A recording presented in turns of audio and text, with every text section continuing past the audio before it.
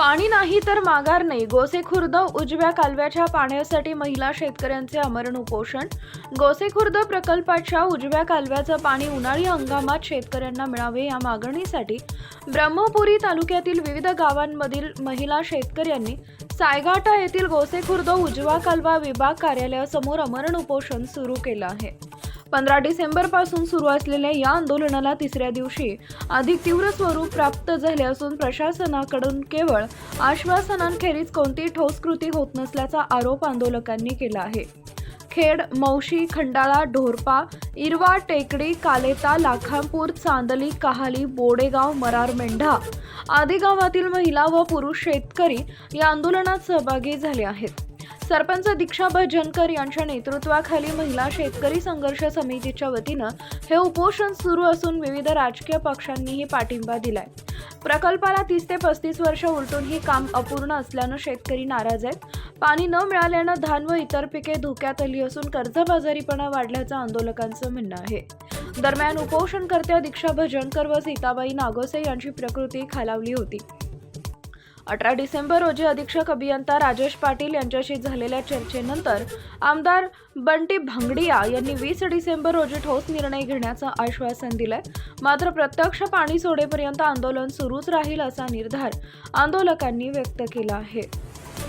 ब्रह्मपुरी तालुका प्रतिनिधी रुपेश देशमुख. आम्ही 10 दिवसांपूर्वी नोटीस दिली आहे. वारंवार सातत्याने आमचा संबंध आहे.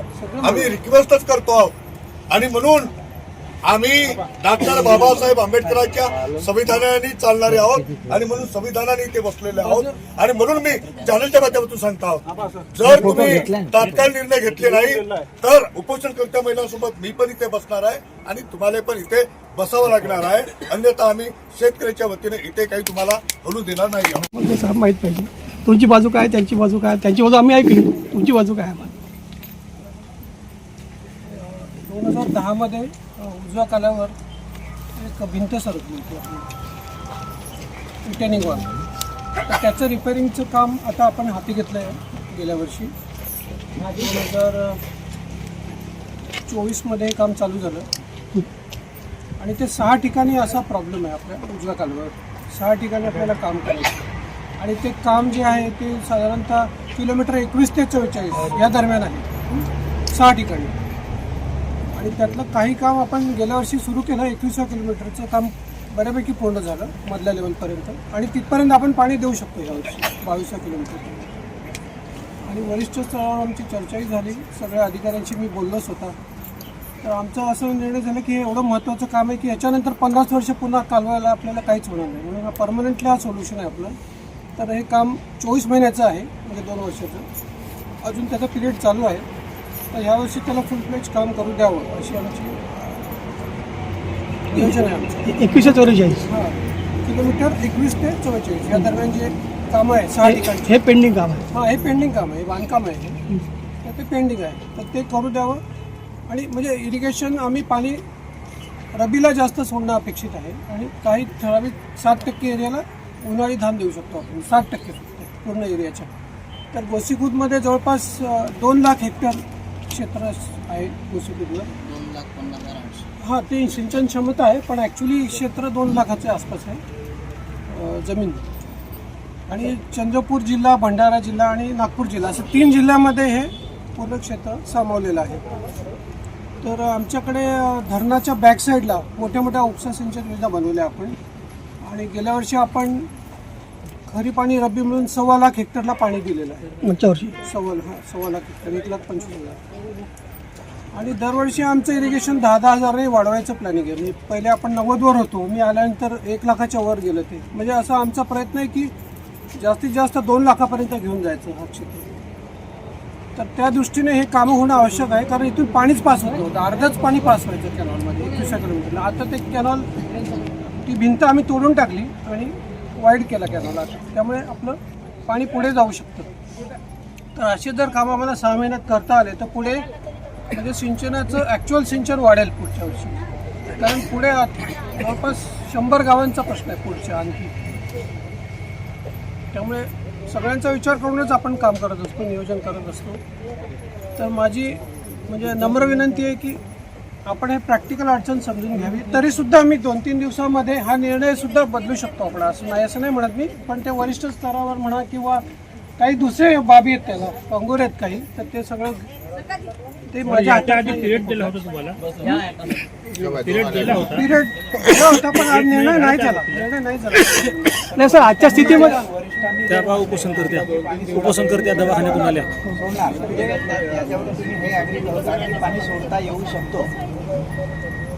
बघा, जगात सगळंच अशक्य आहे ना, सगळं काय अशक्य आहे. नाही सर, यांची मागणी जी आहे का नाही 45 किलोमीटरपर्यंत पाणी सोडण्याची, आजच्या स्थितीमध्ये जी काही कंडिशन असेल कॅनलची, नाही का, त्या स्थितीमध्ये तुम्ही पाणी सोडू शकत नाही का? काम होणार नाही हा प्रश्न आहे फक्त. नाही तर या वर्षी त्या सोडा, पुढच्या वर्षी तुम्ही काम सुरू करा.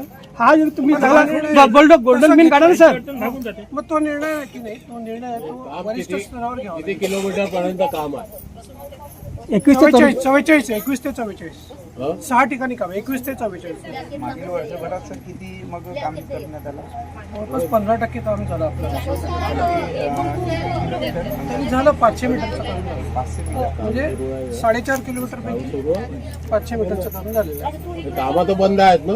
नाही चालू झाले आता यावर्षी. मागच्या वर्षी काम काहीच कामं नाही साहेब, फक्त कटिंगचे कामं केलं साहेब आहे ना. साहेब तुम्ही कामच नाही केले, फक्त कटिंग केल्या. तुम्ही पाडीची कटिंग केल्या, एकही काम चालू नाही, कुठंच काम नाही. तर 4 तारखेचा माझ्याकडे ते कॅनलचे फोटो सुद्धा आहेत, तुम्हाला व्हॉट्सअपवर पाठवू का सर? ते कामं चालतील ना काम कसं? कुठंच नाही आहेत. नाही, हा कालवा मोठा आहे तर पाणी पाणी खूप असते. सर, यांच्या मागण्याप्रमाणे पाणी सोडून द्या, पुढच्या वर्षी तर रिपेअर करा. थोडंसं गोल्डन मीन काढा सर. आपण तर हा निर्णय ना मी आमच्या कार्यकारी संचालक जे आहेत त्याशी बोलून घ्या सर, त्याशी बोलून घ्या. त्या समोर तर सांगतील काय फोनवर निर्णय नाही. साहेब, पाणी देऊ शकतो का 45 किलोमीटर पर्यंत आपण आता या स्टेजवर? या स्टेजला हो किंवा नाही? नाही, आता आम्ही तर नाही द्यायचं ठरवलं ना, 22 पर्यंतच द्यायचं ठरवलं. परंतु जर पण तुम्ही एक मानवीय यावेळेची जर हा अडचण ठराव लक्षात घेऊन, यावेळेची अडचण लक्षात घेऊन तुम्ही करायला पाहिजे. येस तर तुम्ही 2-3 दिवसात होतो म्हणता, तर ते याचा अर्थ तो होऊ शकते. त्यांची इच्छा उपोषण नाही सुरू आहे ना, ते नाही झालं म्हणत आहेत ना, नाही द्यायचं. हेही तुम्हाला माहित आहे. उपोषण सुरू झालं त्याच्या आधी पण हे लोक तिथपर्यंत पण नागपूरला त्याचे येऊन परिणाम तुम्हाला- पण वेगळे होतात ना. फायनान्शियल परिणाम होतील, काही आर्थिक परिणाम होतील. त्याला जबाबदार कोण राहील हा प्रश्न. जाऊ द्या ना, व्हॅल्यू वाढेल. गोष्टीखुर्द प्रकल्पाची व्हॅल्यू वाढेल सर. यंदाच्या मास फक्त पाणी द्या, पुढच्या एवढ्या वर्षी काम वर्षात करावं 300 लागेल. करोडचा हा काम होता. कितीतरी बरं, करोडवर मी देऊन पॉझिटिव्हली ठोक ठेवला मांडण्याचा आहे. प्रयत्न करतो. थोडं मग मला वेळ द्या, त्याचं नुकसान तर होतच आहे. मला वेळ द्या थोडासा. आर्थिक थोडा वेळ द्या. रेती चोरल्या गेली आपली. आता किती वेळ की होता त्यांना पाहिजे? आणावंच लागेल ना रेती. कुठे तर तो कुठे पळून जाणार आहे का? तुमचं महसूल मंत्री परमिशन नाही काम देणार करतो आम्ही. नाही, पण मला इथे थांबवून काही नाही, प्रॉब्लेम तुम्हाला विनंतीच केली नाही, ऐकून घ्या. जाऊ द्या तिथे. खरं म्हणजे मला ऐकून घ्या. चर्चा आम्ही केली नाही का साहेब? चर्चा 20 नोव्हेंबरला तुमच्याशी झाली, डिटेल झाली. मंत्र्याशी बोलावे असं सांगितलं, वरिष्ठाशी बोला असं सांगितलं. आज 18 डिसेंबर आहे, म्हणजे एक मिनिट फक्त 2 दिवस.